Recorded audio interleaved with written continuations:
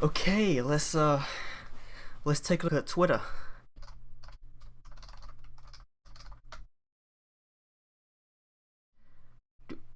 What the fuck is this?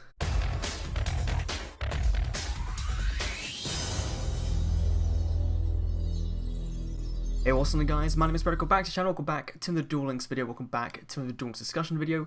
Today we're going to be talking about the GX Duelist Chronicles event. Welcome to Duel Academy, pretty sure that's what it's called.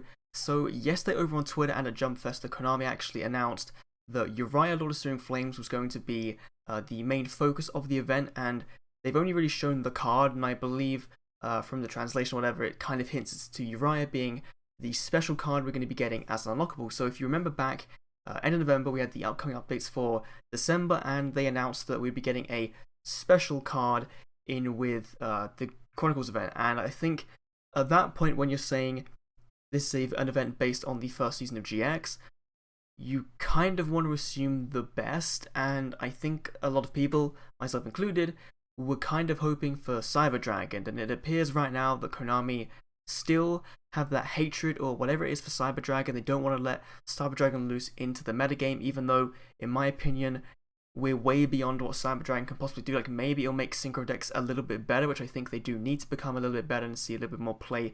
Obviously, Junk Synchron is now making them a bit more apparent in the meta, but everything we got before 5Ds, all the stuff we've got already, I think is way better than Cyber Dragon could ever possibly hope to be.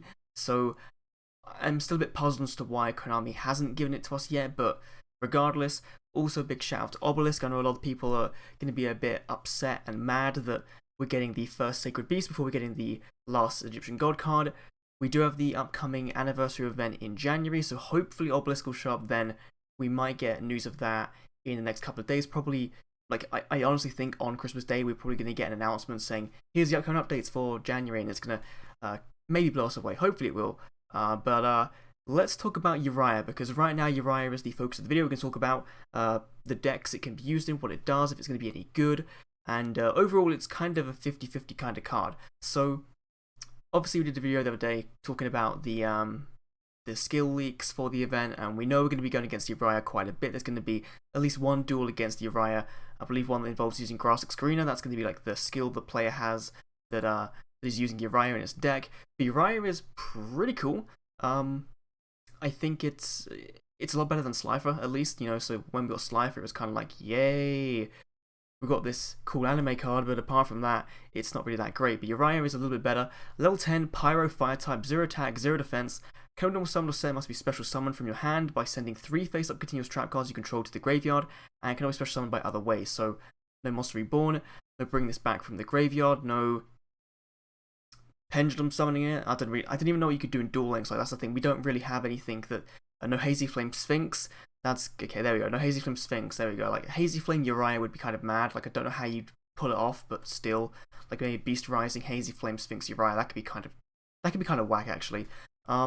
This card gains 1000 attack for every continuous trap card in your graveyard. So only those. So you have to send 3 face-up traps, but they don't have to be continuous. But then its attack is only gained from those continuous traps, and its defense stays at 0 regardless. So if this thing does get Paleozoic Canadian, then you're kind of out of luck.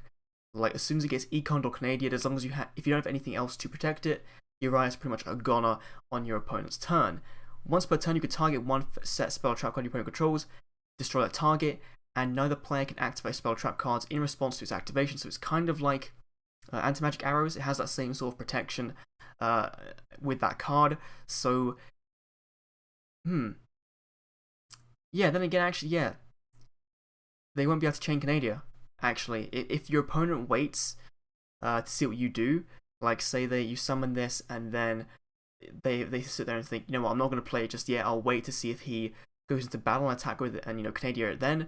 If they're being an idiot, then of course you could Canadia this, and we could chain this and target a Canadia face down or whatever, and kill it, and obviously they can't chain it back, but just things like Widespread Ruin, Wall of Disruption, Mirror Wall, all good things you could remove with this card and just clear out that back row to at least allow Uriah to have a bit more of a fighting chance of going into battle and dealing in what you'd hope to be an OTK with at least 3000 attack and probably more, given the deck you'll probably be running this with. I would hope it's a little bit more than 3000 attack.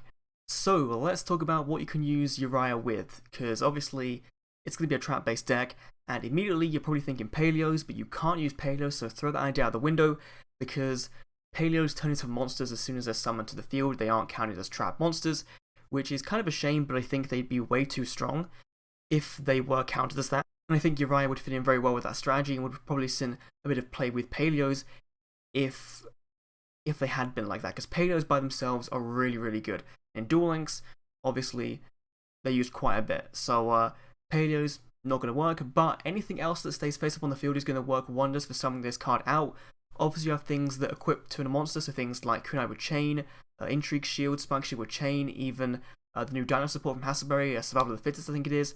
That card will help to set the stage for summoning Uriah, for tributing all three of your face-up trap cards, and obviously Uriah's big kind of downside here is that it's your entire back row that's going. In the TCG, you have 5 back row, and you can kind of pick and choose which ones you want to set and have ready for the same turn you summon Uriah, but you'd have to use your entire back row just to bring out Uriah, which I don't think is very worthwhile. Just, having a big monster is fine, but a big monster without any protection isn't really worthwhile at all. So the real area you can use this, the real deck you can use this with, is trap monsters, and we have a ton of them in Duel Links. They're very free to play friendly. A lot of them are from the card trader for level up rewards.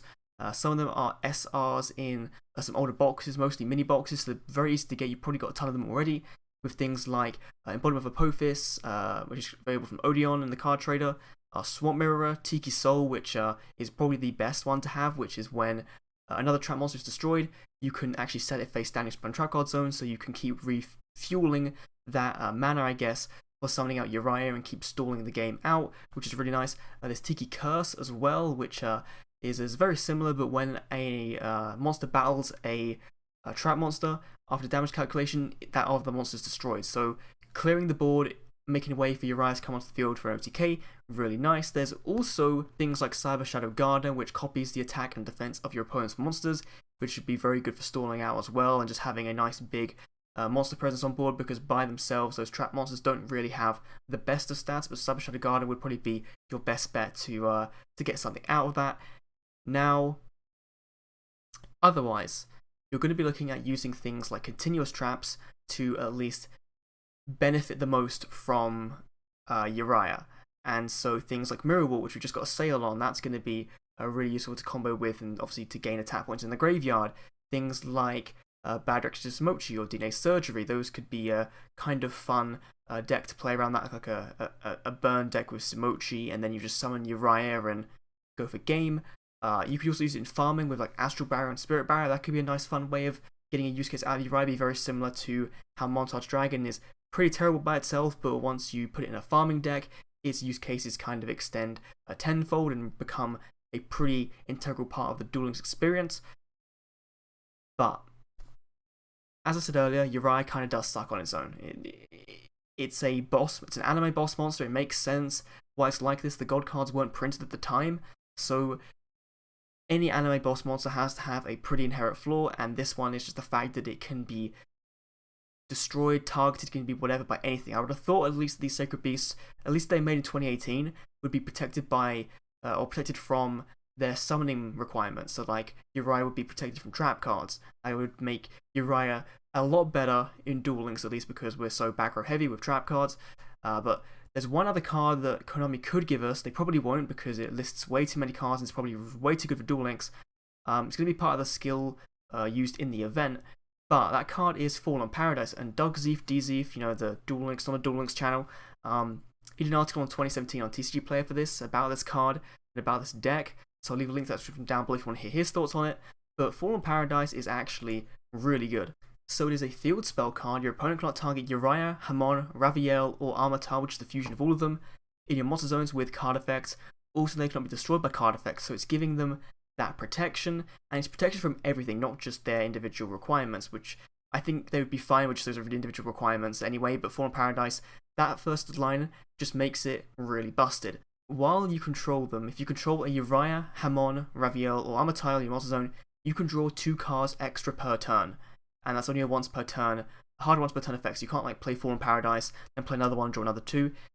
you just get 2 extra cards per turn. So 3 cards per turn, obviously in Duel Links and speed dueling format. That's probably going to result in you decking out a bit quicker than you want to, but that's an optional effect. You don't have to use that, and it just adds a layer of consistency because you could end up getting more cards into your graveyard, more traps to your graveyard to boost Uriah's attack, and then be able to go in and deal quite a bit of damage with Uriah. So Fallen Paradise is one card I think we definitely need for the deck. We're not going to get it. We have the card lottery still. We don't know any of the other cards we're getting in the event, so we might get some cool cards to support Uriah, to support that deck and make it easier to search out, easier to summon, easier to protect. So there could be some really cool things we get, but let me know your thoughts on Uriah in the comments down below. Of course, rest in peace Obelisk, rest in peace Cyber Dragon. They will have to live on in our memories for another day. That's going to be done for today's Duel Links. If you guys enjoyed, thanks for watching. I'll see you all in the next Duel Links video. See you then.